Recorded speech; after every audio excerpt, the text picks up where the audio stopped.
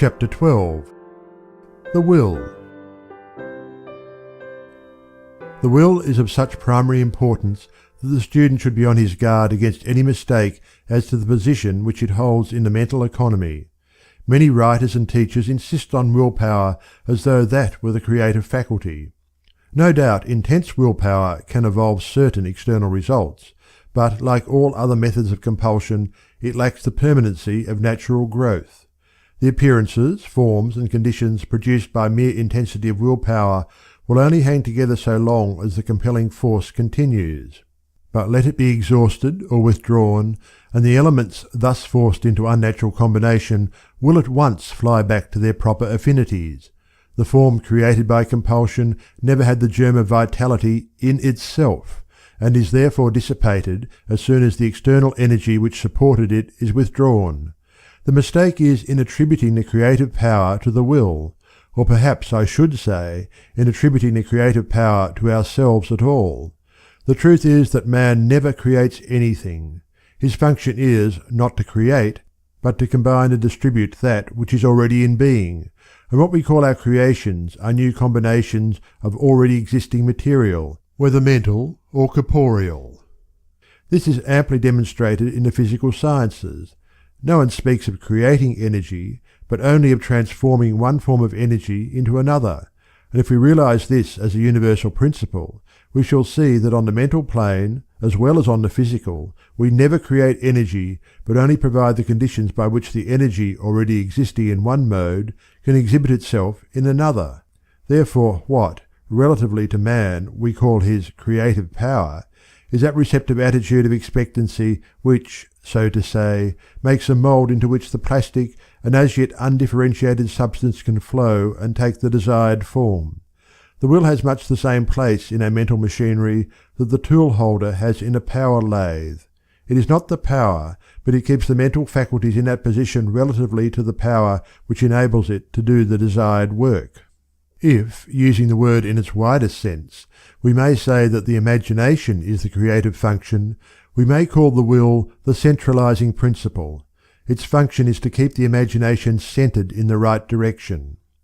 We are aiming at consciously controlling our mental powers instead of letting them hurry us hither and thither in a purposeless manner. We must therefore understand the relation of these powers to each other for the production of external results. First, the whole train of causation is started by some emotion which gives rise to a desire. Next, the judgment determines whether we shall externalize this desire or not.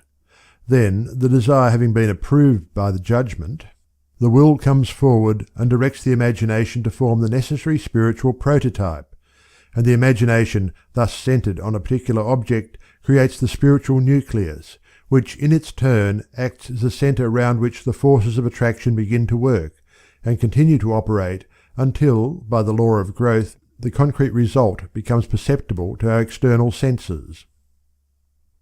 The business of the will, then, is to retain the various faculties of our mind in that position where they are really doing the work we wish, and this position may be generalized into the three following attitudes. Either we wish to act upon something, or be acted on by it, or to maintain a neutral position. In other words, we either intend to project a force, or receive a force, or keep a position of inactivity relatively to some particular object. Now the judgment determines which of these three positions we shall take up, the consciously active, the consciously receptive, or the consciously neutral. And then the function of the will is simply to maintain the position we have determined upon. And if we maintain any given mental attitude, we may reckon with all certainty on the law of attraction drawing us to those correspondences which exteriorly symbolize the attitude in question. This is very different from the semi-animal screwing up of the nervous forces which, with some people, stands for willpower. It implies no strain on the nervous system and is consequently not followed by any sense of exhaustion. The willpower, when transferred from the region of the lower mentality to the spiritual plane, becomes simply a calm and peaceful determination to retain a certain mental attitude in spite of all temptations to the contrary, knowing that by doing so the desired result will certainly appear. The training of the will and its transference from the lower to the higher plane of our nature are among the first objects of mental science. The man is summed up in his will. Whatever he does by his own will is his own act. Whatever he does without the consent of his will is not his own act, but that of the power by which his will was coerced. But we must recognize that on the mental plane no other individuality can obtain control over our will unless we first allow it to do so.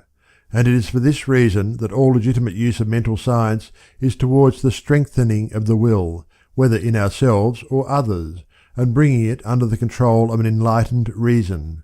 When the will realizes its power to deal with first cause, it is no longer necessary for the operator to state to himself in extenso all the philosophy of its action every time he wishes to use it, but knowing that the trained will is a tremendous spiritual force acting on the plane of first cause, he simply expresses his desire with the intention of operating on that plane, and knows that the desire thus expressed will in due time externalize itself as concrete fact. He now sees that the point which really demands his earnest attention is not whether he possesses the power of externalizing any results he chooses, but of learning to choose wisely what results to produce. For let us not suppose that even the highest powers will take us out of the law of cause and effect. We can never set any cause in motion without calling forth those effects which it already contains in embryo, and which will again become causes in their turn, thus producing a series which must continue to flow on until it is cut short by bringing into operation a cause of an opposite character to the one which originated it. Thus we shall find the field for the exercise of our intelligence continually expanding with the expansion of our powers. For, granted a good intention, we shall always wish to contemplate the results of our action as far as our intelligence will permit.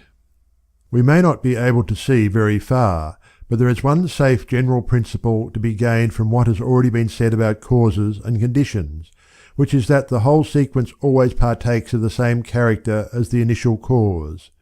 If that character is negative, that is, destitute of any desire to externalize kindness, cheerfulness, strength, beauty, or some other sort of good, this negative quality will make itself felt all down the line.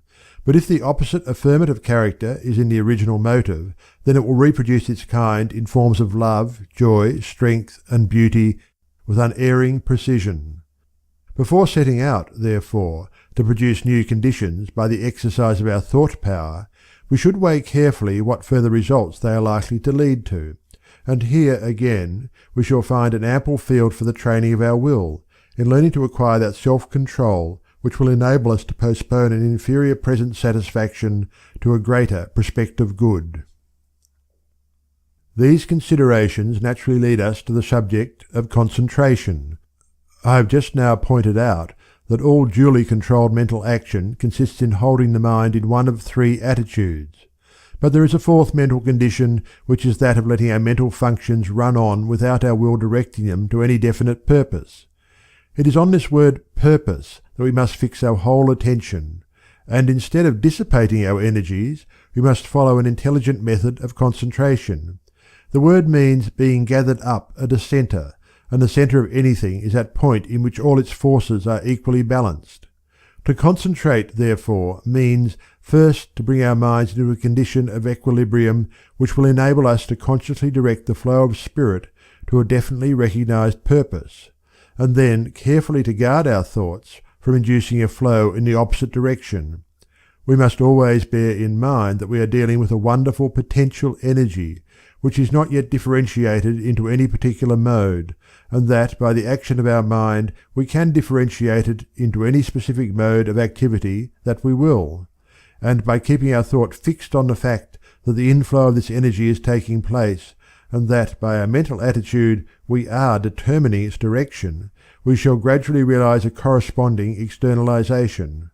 Proper concentration, therefore, does not consist of strenuous effort, which exhausts the nervous system, and defeats its own object by suggesting the consciousness of an adverse force to be fought against, and thus creating the adverse circumstances we dread, but in shutting out all thoughts of a kind that would disperse the spiritual nucleus we are forming, and dwelling cheerfully on the knowledge that, Because the law is certain in its action, our desire is certain of accomplishment. The other great principle to be remembered is that concentration is for the purpose of determining the quality we are going to give to the previously undifferentiated energy, rather than to arrange the specific circumstances of its manifestation. That is the work of the creative energy itself, which will gradually build up its own forms of expression quite naturally if we allow it, thus saving us a great deal of needless anxiety. What we really want is expansion in a certain direction, whether of health, wealth, or what not. And so long as we get this, what does it matter whether it reaches us through some channel which we thought we could reckon upon, or through some other whose existence we had not suspected? It is the fact that we are concentrating energy of a particular kind for a particular purpose that we should fix our minds upon, and not look upon any specific details as essential to the accomplishment of our object. There are two golden rules regarding concentration. But we must not suppose that because we have to be on our guard against idle drifting, there is to be no such thing as repose. On the contrary, it is during periods of repose that we accumulate strength for action. But repose does not mean a state of purposelessness. As pure spirit, the subjective mind never rests. It is only the objective mind in its connection with the physical body that needs rest. And though there are no doubt times when the greatest possible rest is to be obtained by stopping the action of our conscious thought altogether, the more generally advisable method is by changing the direction of the thought, and instead of centering it upon something we intend to do, letting it dwell quietly upon what we are. This direction of thought might, of course, develop into the deepest philosophical speculation, but it is not necessary that we should be always either consciously projecting our forces to produce some external effect, or working out the details of some metaphysical problem, but we may simply realize ourselves as part of the universal livingness, and thus gain a quiet centralization, which, though maintained by a conscious act of the volition, is the very essence of rest. From this standpoint we see that all is life, and all is good, and that nature, from her clearly visible surface to her most arcane depths, is one vast storehouse of life and good entirely devoted to our individual use. We have the key to all her treasures, and we can now apply our knowledge of the law of being without entering into all those details which are only needed for purposes of study, and doing so we find it results in our having acquired the consciousness of our oneness with the whole. This is the great secret, and when we have once fathomed it we can enjoy our possession of the whole, or any part of it, because by our recognition we have made it, and can increasingly make it, our own. Whatever most appeals to us at any particular time or place is that mode of the universal living spirit with which at that moment we are most in touch, and realizing this, we shall draw from it streams of vital energy which will make the very sensation of livingness a joy, and will radiate from us as a sphere of vibration that can deflect all injurious suggestion on whatever plane. We may not have literary, artistic, or scientific skill to present to others the results of our communings with nature, but the joy of this sympathetic indrawing will nevertheless produce a corresponding outflow manifesting itself in a happier look and kindlier mien of him who thus realizes his oneness with every aspect of the whole. He realizes, and this is the great point in that attitude of mind which is not directed to any specific external object, that for himself he is, and always must be the centre of all this galaxy of life, and thus he contemplates himself as seated at the centre of infinitude, not an infinitude of blank space, but pulsating with living being, in all of which he knows that the true essence is nothing but good. This is the very opposite to a selfish self-centeredness. It is the centre where we find that we both receive from all and flow out to all. Apart from this principle of circulation, there is no true life, and if we contemplate our central position only as affording us greater advantages for intaking, we have missed the whole point of our studies by missing the real nature of the life principle, which is action and reaction.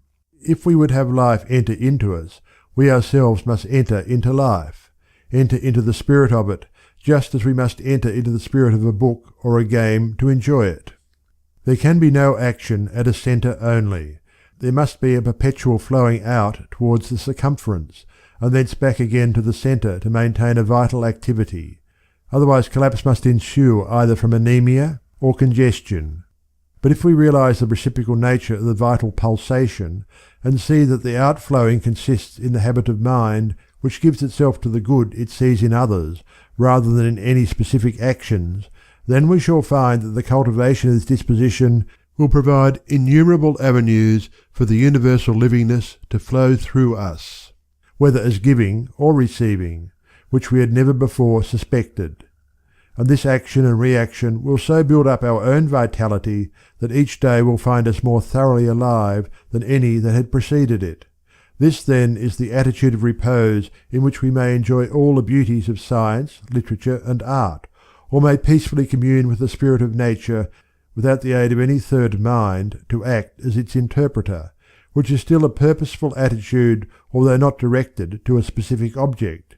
We have not allowed the will to relax its control, but have merely altered its direction, so that for action and repose alike we find that our strength lies in our recognition of the unity of the Spirit, and of ourselves as individual concentrations of it.